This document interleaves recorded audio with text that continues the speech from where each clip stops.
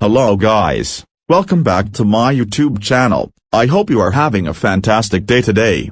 In today's video I'm going to show to you top 5 open world games, or you can say in this video I'm going to show you games like Grand Theft Auto 5.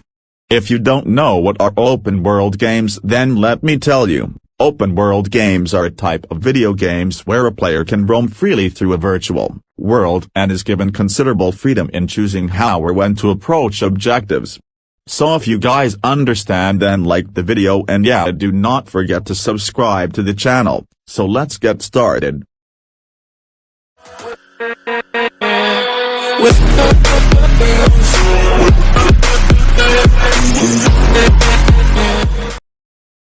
On number 5 spot we have the Far Cry series. Yes, you guys can play Far Cry 1, Far Cry 2 and Far Cry 3 on your low-end PC. Far Cry is a first-person shooter video game developed by Crytek Studios from Germany and published by Ubisoft.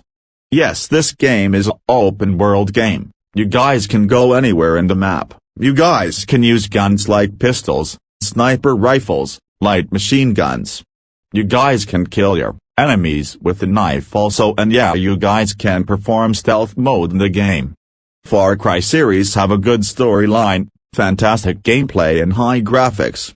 You guys can drive different cars, fly planes. You guys will also get to see animals, for example tigers. So definitely give it a try to this series. On number 4 spot we have the Max Payne 2. Max Payne 2 is a third-person shooter, in which the player assumes the role of Max Payne, and plays as Mona Sachs in a few levels. Initially, the player's weapon is a 9mm pistol. As they progress, players access weapons including other handguns, shotguns, submachine guns, assault rifles, sniper rifles, and hand-thrown weapons. To move the game along, the player is told what the next objective is through Max's internal monologue, in which Max iterates what his next steps should be. When first played, the game offers one difficulty level that is adjusted automatically if the game is too difficult for the player. After completing the game once, other difficulty levels are unlocked. 2 special game modes are also activated: New York Minute and Dead Man Walking.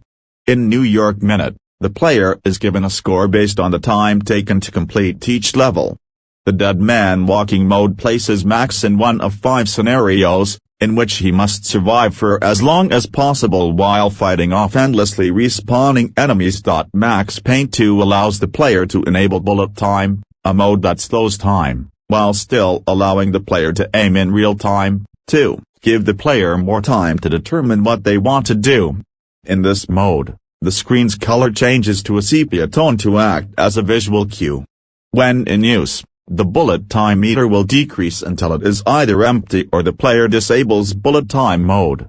The meter will eventually increase when not in use, and can be replenished quickly by killing enemies.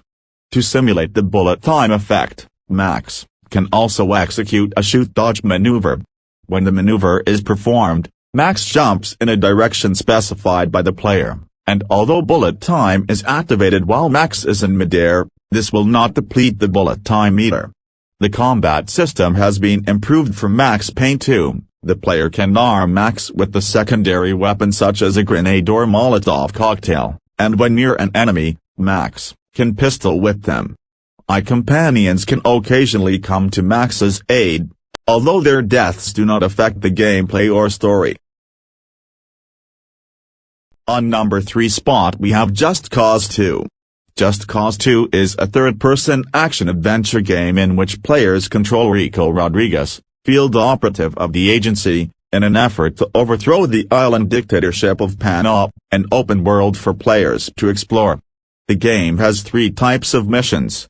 Agency missions advance the story and are the game's main campaign. Faction missions task players to assist the game's 3 factions, and Stronghold missions task players to infiltrate government bases and liberate them for the factions.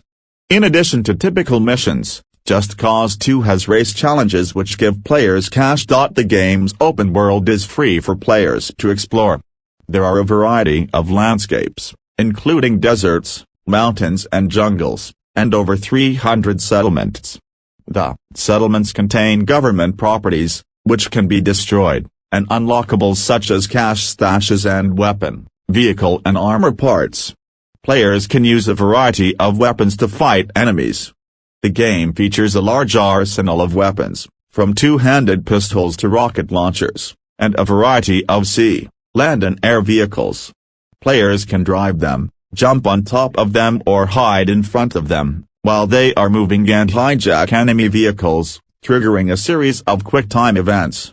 Initially, the player must acquire weapons and vehicles in the field. Just Cause 2 includes a grappling hook enabling players to tether objects together. In a high-speed vehicle chase, a player can use the grappling hook to attach the pursuit vehicle to the ground, forcing it to stop and often damaging it by flipping.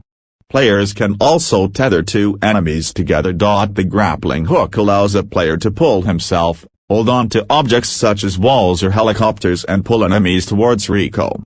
The player has a parachute, which is always ready to be deployed even if it was already deployed moments earlier. This can be combined with the grappling hook as quick transport, with players slingshooting themselves into the air. So definitely give it a try. On number 2 spot we have Sleeping Dogs. Sleeping Dogs is an action-adventure game set in an open-world environment and played from a third-person perspective. The player controls Wei Shen, a Chinese-American police officer who goes undercover and infiltrates the Sun on Yi Triad organization. The initial missions of the game are a linear tutorial for controlling the character. After these missions, the player is allowed to explore the game's world and take part in side missions and other activities. Shen navigates the world by running, jumping, climbing over obstacles, swimming and driving cars, boats and motorcycles. The heads-up display (HUD) interface features a mini-map that indicates targets, key locations, safe houses and contact points, and Shen's current position. The mini-map incorporates 2 meters, one shows Shen's health and the other his face. When the face meter fills, upgrades are unlocked such as health regeneration, improved combat abilities and reduced equipment costs. The HUD also displays the weapon carried and its ammunition count. So definitely give it a try if you love fighting open-world games and close combat. On number 1 spot we have L.A. Noire. L.A. Noire is an action-adventure neo-noir crime game played from a third-person perspective. The player completes cases, linear scenarios with set objectives, to progress through the story. The game also features a mode which allows the player to freely roam the open world and engage in optional activities.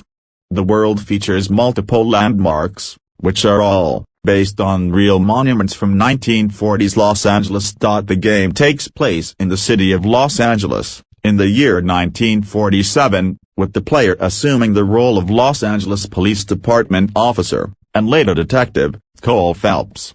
The game starts with Phelps as a uniformed patrolman, and follows his career as he advances through the police department bureaus, desks, of traffic, homicide, vice and arson. Each desk gives the player a new partner who will help Phelps in his investigation of a number of cases based on a specific type of crime.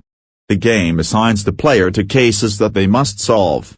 After each case, the player receives a rating of 1 to 5 stars depending on their performance in both interrogations and searching for clues. In some cases, when searching an area for clues to the crime, the player can also find newspapers. Besides reading the story, the newspapers give access to a short cinematic that either covers a part of the game's overarching plot or a flashback to Phelps's war memories.